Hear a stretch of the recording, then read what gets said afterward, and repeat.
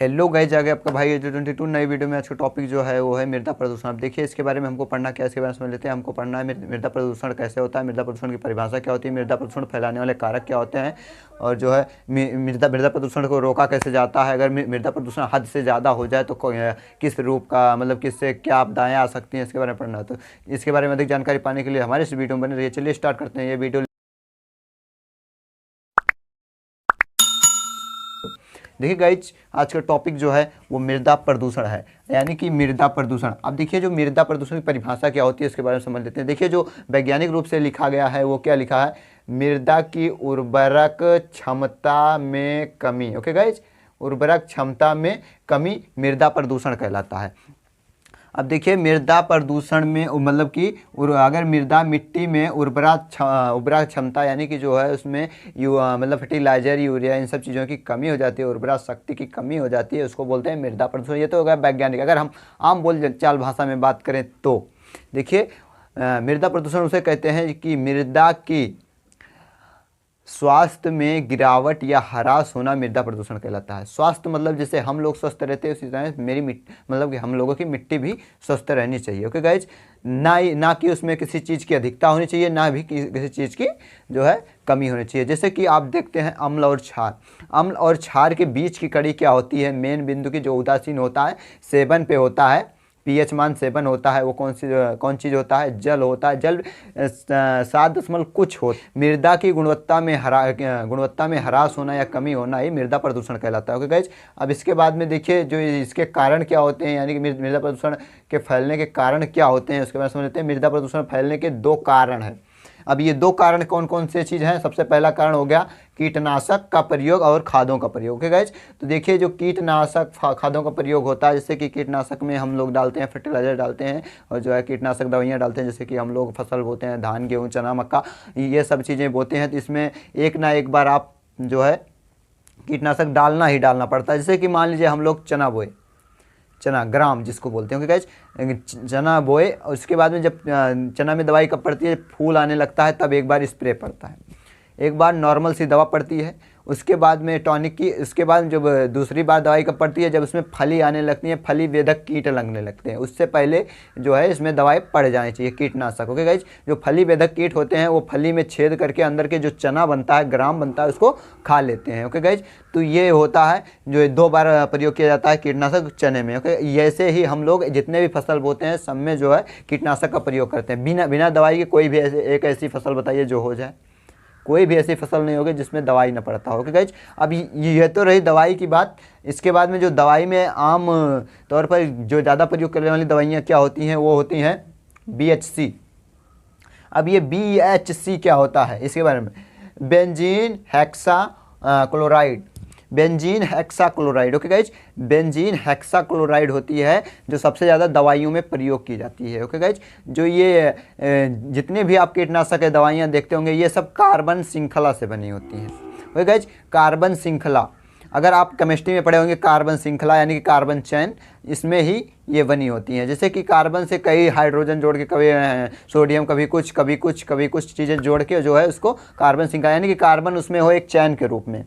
Guys, तो इसको बोलते हैं, जैसे कि यहाँ पे अगर कार्बन श्रृंखला के बारे में समझ, ये सी सी सी सी सी ये सिंगल बॉन्ड से सब बंधे हों। इसके बाद में यहाँ पे H, यहाँ पे H, यहाँ पे H, यहाँ पे H, फिर यहाँ पे H, यहाँ पे H, यहाँ पे H, ओके गाइस, ये H यानी कि हाइड्रोजन। ओके गाइस, यहाँ पे हाइड्रोजन, यहाँ पे हाइड्रोजन, ये जो श्रृंखला बन रही है ये इसको बोलते हैं कार्बन चैन श्रृंखला। ओके गाइस, कौन सी श्रृंखला, कार्बन चैन श्रृंखला, हाइड्रोजन को। तो सेम टू सेम जो बेंजीन बनता है उसमें भी कार्बन बनता है, लेकिन वो बेंजीन के आकार का यानी कि षष्ठकोण के आकार का ही बनता है। ओके, तो ये हो गया। उसके बाद में जो सेकंड नंबर पे जिसमें बेंजीन नहीं पाया जाता उसमें कौन सा पाया है, DDT।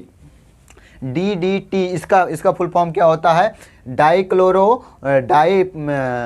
और उसके बाद में ट्राइक्लोरो। ओके गाइज, जिस कीटनाशक में ये नहीं पाया जाता उसमें ये पाया जाता है डाइक्लोरो, डाइफिनॉल, मतलब ट्राइक्लोरो। ओके गाइज, तो ये होता है कीटनाशक के कुछ प्रमुख जो है जिससे अधिकतर मिला के कीटनाशक बनती हैं वो हो गया।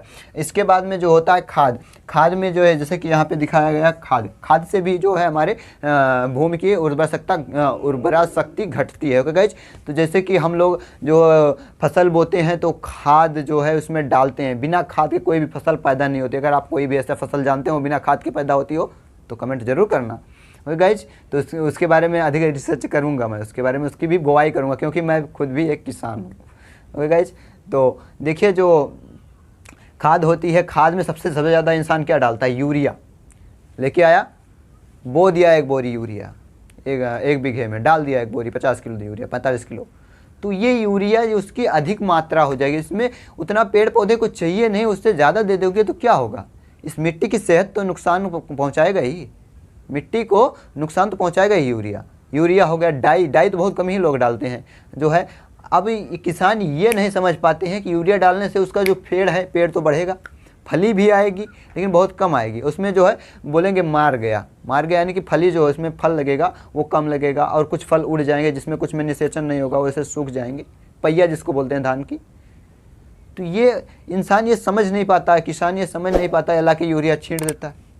अरे तो उसमें कभी कभी मिट्टी की भी जांच कराओ, मिट्टी की जांच कराओगे तो आपको पता चलेगा जो उसमें क्या होता है, नाइट्रोजन हो गया या मैग्नीज हो गया या फी हो गया, कैल्शियम हो गया, कार्बोनेट हो गया, ये सब चीज़ों की भी ज़रूरत होती है, सल्फर हो गया। किसान तो माइक्रोन्यूट्रॉन्ट डालता ही नहीं, यूरिया ले आया, डीएपी ले आया, डाल दिया। ये यूरिया में नाइट्रोजन होता है, डीएपी डाई अमोनियम फास्फेट होता है, ये चीज़ें होती हैं सब, ये मेन खादें डाल देते हैं। यही मेन है, यही पेड़ पौधे ग्रोथ करेंगे, इसी से बढ़िया हमको फल मिलेगा, सब्जी मिलेगा, नहीं मिलेगा। तो गाइज, तो इसलिए मैं कहता हूँ आप लोग अगर खेती, अगर जितने भी किसान के परिवार से बिलोंग करते होंगे तो वो लोग, अगर आप अपने खाद में ऐसी भी गलतियाँ कर रहे हैं अपने खेतों में तो ऐसी गलती ना करें। आप जो है फसल बुआई से पहले अपने मिट्टी की, मतलब जिस फसल की बुआई कर रहे हैं उसकी मिट्टी की अपनी जाँच करा लीजिए। आपको पता चल जाएगा मिट्टी में क्या तत्व की कमी है। आप जो है उतनी ही खाद डालिए, उतना शेड्यूल आपको मिलेगा, सर्टिफिकेट मिलेगा, उतनी ही आप खाद डालिए, कम दाम में ज़्यादा मुनाफा कमाइए, तो मिट्टी की सेहत भी बरकरार बनी रहेगी, आपके कम दाम में बढ़िया उत्पादन भी होगा। अगर मान लीजिए आप लोगों को ही बुखार हो जाए, अब हम बुखार की टेबलेट तो खा लिए, बुखार दवा खा लिए, बुखार तो ठीक होगा, तब भी हम दवा खाते रहें तो क्या होगा, जो बुखार की दवाई है वो जाके साइड इफ़ेक्ट करेगी ना, तो जो साइड इफ़ेक्ट करेगी तो हमारे शरीर को नुकसान तो ही पहुंचा रही है। तो सेम टू सेम मृदा में भी होता है। ओके गाइज, जो किसान की माँ होती है वो मृदा ही होती है, मिट्टी ही होती है। अगर वो उसको नहीं समझेगा तो उसमें अगर अनावश्यक चीज़ें डालता रहेगा तो क्या होगा, अत्यधिक खाद के प्रयोग से मृदा रेत में बदल जाती है। अगर आप ऐसे ही खाद डालते रहेंगे, यूरिया, डाई, पोटास, तो मिट्टी के कण जो होते हैं वो कौन से बल से बने रहते हैं, ससंजक बल, आकर्षण बल। जैसे कि एग्जाम्पल फॉर आप लोग तो बहुत एग्जाम्पल जानते हैं, सेम टू सेम आपके लिए जैसे ही देखता हूँ, जैसे किसी को आपने देखा वो आकर्षित हो गया उसकी तरफ, बहुत अच्छा है, आपका हाइपोथैलेमस एक्टिव हो गया। ओके गाइस, तो जो अगर आप किसी चीज़ को 7 सेकंड तक देख लेंगे ना तो उस चीज़ के प्रति आपको जो है हाइपोथैलेमस एक्टिव हो जाएगा, आपको उस चीज़ की तरफ आकर्षण हो जाएगा। तो सेम टू सेम जो मिट्टी का कण होता है उसमें भी आकर्षण होता है, उसी से वो बंधे रहते हैं आपस में।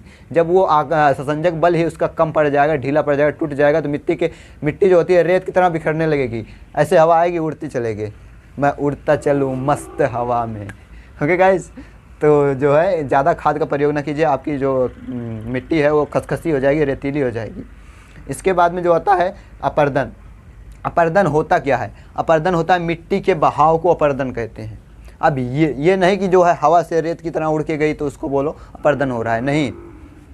मिट्टी के बहाव यानी कि अगर पानी से नदी के किनारों से कट के जो मिट्टियाँ अंदर नदी में गिर रही हैं उसको बोलते हैं अपर्दन। जैसे कि बारिश हुई, मिट्टी आपकी एक परत बह गई, उसको बोलते हैं अपर्दन। ओके गाइज, तो ये अपर्दन के कारण भी जो है मृदा प्रदूषण होता है।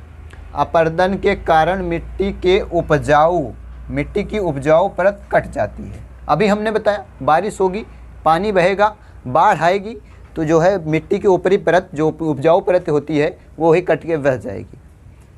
बहेगी क्यों? क्योंकि आप लोगों ने ज़्यादा खाद डाल दिए हैं, खाद कीटनाशक ज़्यादा डाल दिए हैं, मिट्टी हो गई ढीली, उसके अंदर का संसंजक बल हो गया कम। जब कम हो गया तो थोड़ा सा भी झटका लगेगा तो बह जाएगी। ओके गाइज, तो वो किसके कारण होता है? अपर्दन में उपजाऊ मिट्टी बह जाती है तो आपके नीचे बचेगी पीली मिट्टी। कि किसी के यहाँ पे पीली मिट्टी, किसी के दोमट मिट्टी, ऐसे मिट्टियाँ मिलती हैं जो है वो बचेंगी जब, तो उसमें जो है उर्वरा शक्ति है नहीं, उपजाऊ क्षमता है नहीं, तो क्या फसल पैदा करेगी? नहीं पैदा कर पाएगी। तो ये हो गया मृदा प्रदूषण। गाइज, इसके बाद में आता अत्यधिक मृदा अपर्दन को अवनालिका कहते हैं। यानी कि अगर जो है अधिकतर मतलब ज़्यादा मात्रा में मिट्टी कट के बह जा रही है, जो पीली मिट्टी है वो है, मतलब हमने बताया पीली मिट्टी वो भी बह जा रही है, उसके नीचे वाली परत बच रही है। ऊपर तो काली मिट्टी होती है जो वहाँ पे जिसमें उपजाऊ क्षमता और उर्वरा शक्ति रहती है, उसके बाद नीचे पीली मिट्टी आती है और किसी के यहाँ दोमट मिट्टी आती है। हर क्षेत्र में अलग अलग मिट्टियाँ होती हैं। ओके गाइज, तो उसी हिसाब से अगर मिट्टी की 2 परत बह जाती है, उसके नीचे जो है कौन सी परत बचती है? बीहर। क्या? बीहर।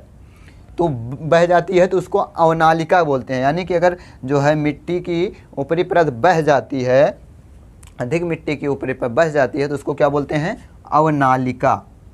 अवनालिका बोलते हैं। ओके गाइज, अवनालिका। इसके बाद में अगर अवनालिका अधिक होने लगा, अवनालिका अधिक होने लगा, यानी कि जो है मिट्टी की ऊपरी परत बही, फिर उसके नीचे वाली भी परत बही, उसके नीचे वाली भी परत बही, ये मिट्टियाँ बह जाएंगी। इसके बाद में जब अवनालिका अधिक होने लगेगी तो क्या होता है? बीहर हो जाता है। बीहर क्या होता है? अब तो आपको कन्फ्यूज होने लगा। बीहर वो होता है वीजड़, जिसको बोलते हैं वीजड़। रेह बोलते हैं, रेह, समझ रहे हैं आप? जब हमारे इस देश में जो है साबुन, निरमा, ये सब चीज़ें नहीं आती थी कपड़े धोने के लिए, तो धोबी क्या करता था? धोबी जो है मिट्टी में कपड़े धोता था, रेह में। ओके गाइज, तो रेह क्या होता है? यही चीज़ होता है बीहर को ही रेह बोला जाता है। तो रेह जो होता है वो जो है मिट्टी, मतलब साबुन की तरह हल्का सा गज्जा फेना देता है। क्या देता है? फेना। अब जो फेना देता है उसी से कपड़े साफ हो जाते हैं। अब जो रेह होता है वो मिट्टी उसकी अम्लीय हो जाती है। कौन सी, कैसी हो जाती है? बीहर की मिट्टी क्या हो जाती है? अम्लीय। ये जो बीहर है, बीहर का जो है वो कैसा होता है? अम्लीय हो जाता है। ओके गाइज, ये अम्लीय मिट्टी हो जाती है बीहर। जब ये बीहर अम्लीय हो जाती है तो इससे जो है कपड़े वपड़े बड़े आसानी से छूट जाते हैं, क्योंकि अम्ल होता है। इससे कपड़े भी धोबी क्या करता था? कपड़े धोता था, जिसको बीहर बोलते हैं, बीजड़ बोलते हैं, कहीं कहीं पे ऊसर बोलते हैं, कहीं पे बांगर बोलते हैं। ओके गाइज, जो अब इसके बाद में जो बीहर, अगर बीहर पूरी तरह से बंजर होता है, ओके गाइज, जो बीहर होता है पूरी तरह से बंजर होता है, क्योंकि उसमें अम्ल की मात्रा ज़्यादा हो गई तो उसमें कोई भी बीज नहीं उगेगा। क्यों नहीं उगेगा? क्योंकि उसको साम में चाहिए, ना ज़्यादा एसिड चाहिए ना ज़्यादा बेस चाहिए। ओके गाइज, अब इसके बाद में जो होता है, जो बीहर जो होता है वो सबसे ज़्यादा क्या बनाता है? मतलब बीहर जो सबसे ज़्यादा कौन सी नदी बनाती है? तो जो चंबल नामक नदी बनाती है। जो चंबल घाटी भी होती है, चंबल जो घाटी होती है उसी मतलब नदी के नाम पे जो है चंबल घाटी बना दिया गया है। तो चंबल नामक नदी ही ज़्यादा ये बीहर बनाती है, क्योंकि ये दूर दूर से मिट्टियाँ को खुरेदते हुए लेके आती है।